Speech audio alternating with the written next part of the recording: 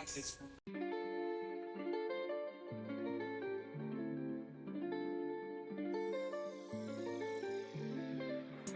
loves, welcome back to my channel. It's STORYTIME, and I am here with a story time today. So y'all, if y'all see me looking this way, it's because I'm looking directly at my screen and the camera is right here, but I'm not used to looking right there. So y'all gonna see me looking, y'all might see me looking here, you might see me looking here. But we're gonna get into this story time, y'all, about how I found my baby daddy was and is married. So let's get into it. So y'all, before we get into this video, I want y'all to go ahead and click that subscribe button, give this video a thumbs up, and don't forget to turn on our post notifications so y'all can be notified when I post again, because I really got a lot of story times, but listen, do I need to give y'all some time to do that? Okay, so now we're ready to get into the story time, all right? Okay, let's get into it. So for anybody that's new or whether you're returning, y'all already know I've said before in the past that I moved to Atlanta, Georgia in 2020, like right on the onset of COVID. Like as soon as COVID hit, I moved. March 2020, I moved. We're not gonna really get into the details of the move. I'm just gonna jump right into like how I met my baby daddy and what transpired from us meeting daddy to my pregnancy and up until now. Moved to Atlanta, Georgia 2020. I actually transferred my job because I was doing security with Securitas at the time. So I transferred my job there. I worked I continued to work security with Securitas up until August of 2020. So August of 2020, I ended up I interviewed for another security company, and then I interviewed for a correctional facility, which I will not name. And I ended up interviewing for both of them in the same week. So the security company that I interviewed for actually hired me on the spot, and then like a couple days later, or maybe a day later, I got an offer letter from the correctional facility. So I took that job. I started working there August of 2020. Y'all know any job, you meeting everybody, everything. And I was working with juveniles. So, meeting everybody cool. I ended up meeting my baby daddy. Do I need to give him a name? I'm gonna name him Mini Me, y'all. And there's just not no pun intended, but we just gonna name him. But those of y'all that know me, y'all know what that is. And I ain't talking about his package. I'm just saying, like, we're gonna name him Mini Me. So I met Mini Me. I ended up actually on the same shift as Mini Me, because I was working 6 a.m. to 6 p.m. So we met and everything. It was pretty cool. I liked it at first. And then I met one of my lieutenants. Y'all, I got a story time about him too. But so I met everybody on my shift. Everybody was cool. We're gonna fast forward. So as the time went on, as I got into it, I started off as a cadet. So everybody that came in, we came in as cadets. So after you had like all your paperwork and stuff done for a certain period of time as a cadet, then you would get signed up to go to post, which is training at the academy in Forsyth, Georgia, to get certified as a peace officer. We had to go through that training. We had to actually stay there. So we went through all that. He was always like really nice to me. Never gave me no flags. Never even thought he had anybody. I never asked if he had anybody because I was not interested in him. I honestly was not interested in him because he wasn't my type. Like I always thought he was cute. True enough. I always thought he was cute. He was light skinned or whatever.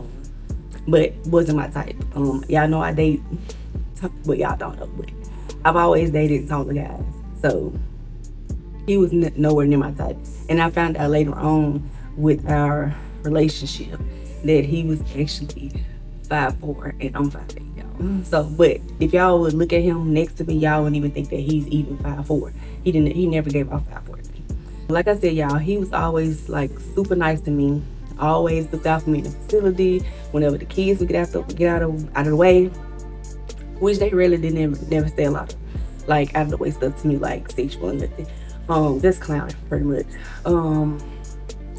He would pretty much like stick up for me during those times.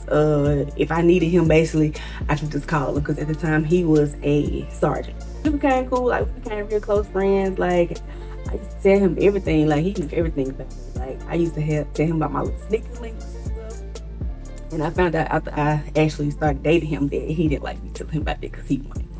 But so as time went on, we became like super close friends. Like I said, I'm not interested in him like that. Like I thought he was cute, but he was not my type. Like some of the other cadets that was there before me that I met when I first came, I think a couple of them was trying to say he was gay. Like I don't know. He didn't give off gay to me, y'all. He got like a real like baby voice. Like it just, I don't know. So as time went on, he expressed his interest in me. Like he would always just text me like he loved me and stuff. This one we was just friends, like. But I would never like respond like that because I'm like, if I'm not responding to your message like that, then that means I don't like you like that. You know what I'm saying? Like I pretty much continued to put him in friend zone. So time continued to go on throughout the rest of 2020. Still didn't want to talk to him. Wasn't interested at all. I just felt like he was a really close friend. You know, I told all my business too. So, fast forward to 2021. So y'all, I'm leaving a lot of stuff out. Like, and I do have receipts. Like I have buku of receipts, but I don't feel like going through all that, y'all. It's so much stuff over a time frame. And I'm not about to go through all that. Like some of the stuff is not even loaded. Like it won't even load no more. It is what it is. I'm not showing those receipts because I don't feel like it. I don't feel like trying to go through the hassle, getting all this loaded. Okay, whatever. 2021. He continuing to express his love for me. I'm not for sure if 2021, because we always take a family trip during spring break. So I'm not sure if it was 2021. It might have been when me, my mom, and my sister went on our family vacation. So like he randomly like sent me $40 or whatever. Like he sent me some money. I'm gonna have to look at the timestamp on one of the photos I took that year to see what year it was. I can look it up now. Let me see. 2021. Actually, I'm way ahead of myself because it was taken in July. So we went on a summer trip. So it wasn't a spring break. It was a trip. It was actually for our summer trip because we would always take a spring break trip and a summer trip. So y'all, this story might be all over the place, but I'm just fast forwarding through a lot of irrelevant stuff that I'm listening. So he randomly sent me like $40. He was just saying like, I love you, different stuff like that. And I'm just saying like, I don't love you, sir, because I don't have no feelings for you like that. So July 2021 passed. We get into August 2021. So I had this little link. This little fine link, y'all. It always happens to me. Like every time I fall into like I start getting feelings for somebody and I express it, they start like they not ready for it. They don't want it. So I was telling him, like I said, I told him a lot of everything, and it don't matter like the person that I was dating before baby daddy or me. It don't matter because that ain't. So I was telling him about the little links. Like I was like, dang, like I told him, you know, that I liked him, that I really liked him and stuff. And he was like, he didn't want nothing serious, or he felt like I was looking for something. Y'all know this one look. He felt like I was looking for something that he wasn't looking for, blah, blah, blah, blah, blah. So at that moment in time, y'all know y'all have those situations where y'all like, well, dang, this happening. Maybe God trying to tell me that this the person I need to be with, because this the person who been here for me. Like this the person I've been able to tell everything to. Like me and him close friends.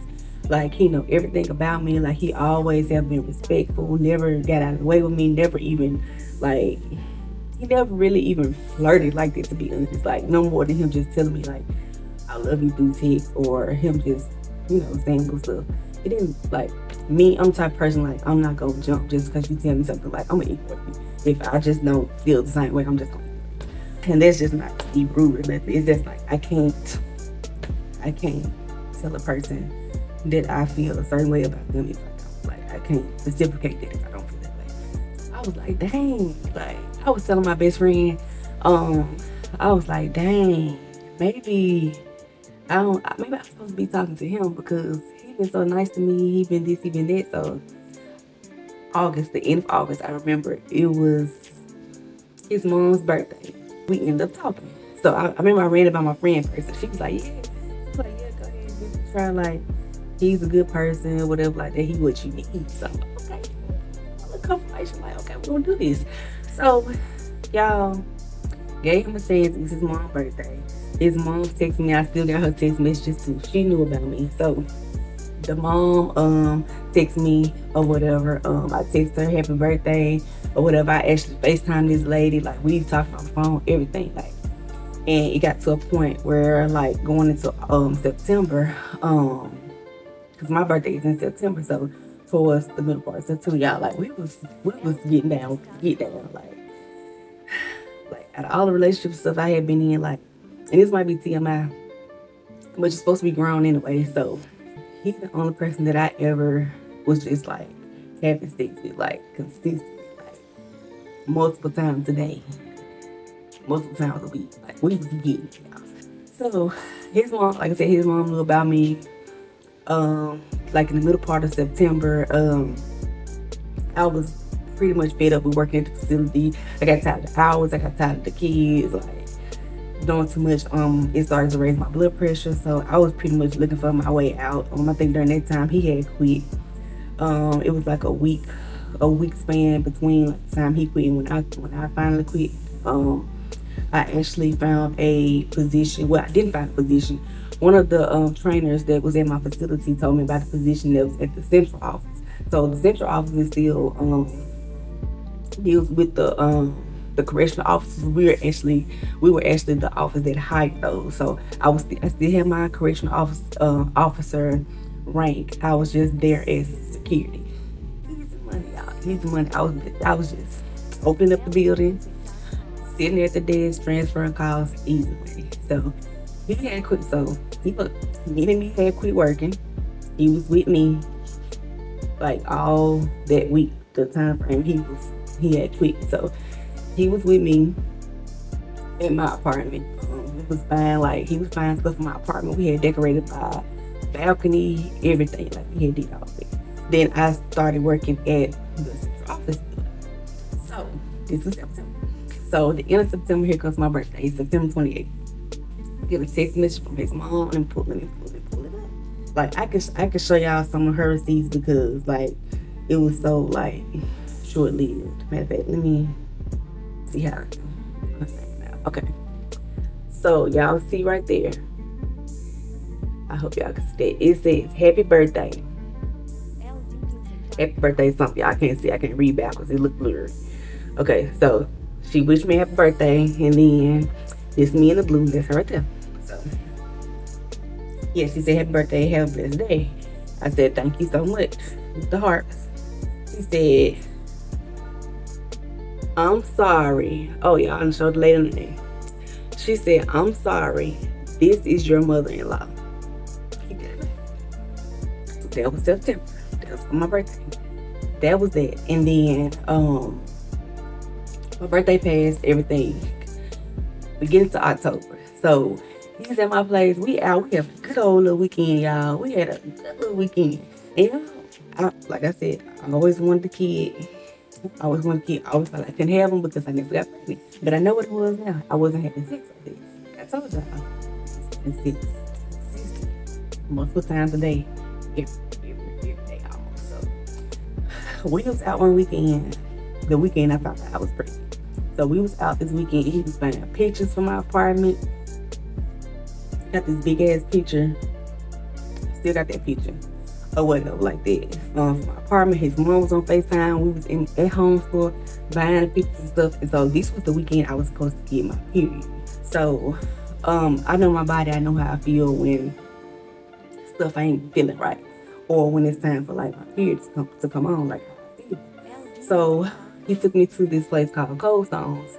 Ice cream. Never heard of it. Never been to it. Apparently, it was his favorite place.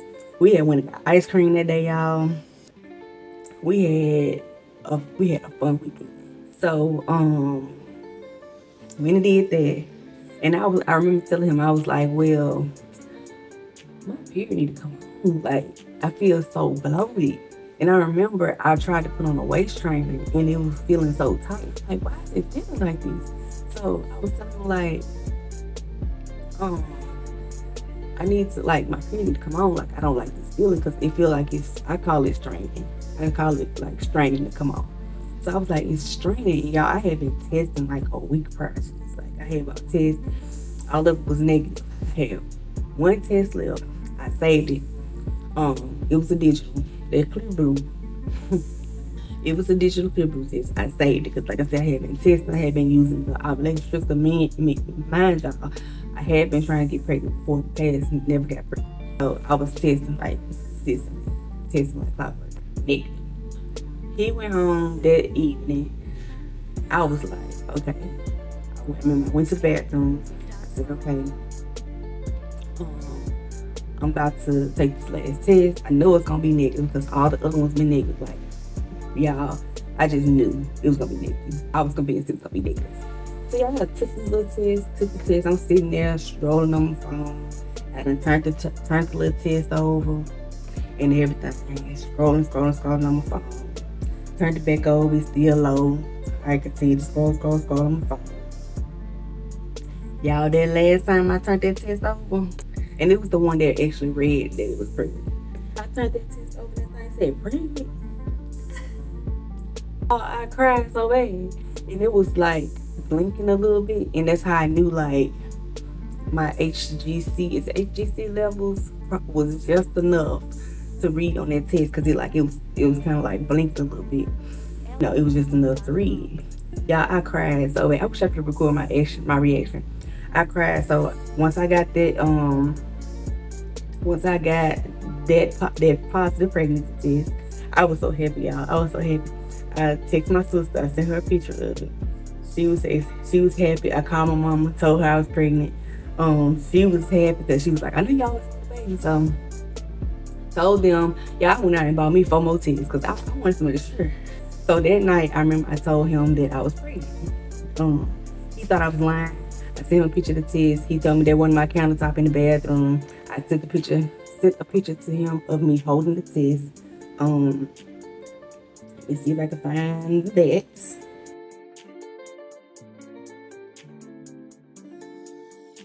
He thought I was playing. I had to actually like hold up the test to my face to show him that I was actually pregnant.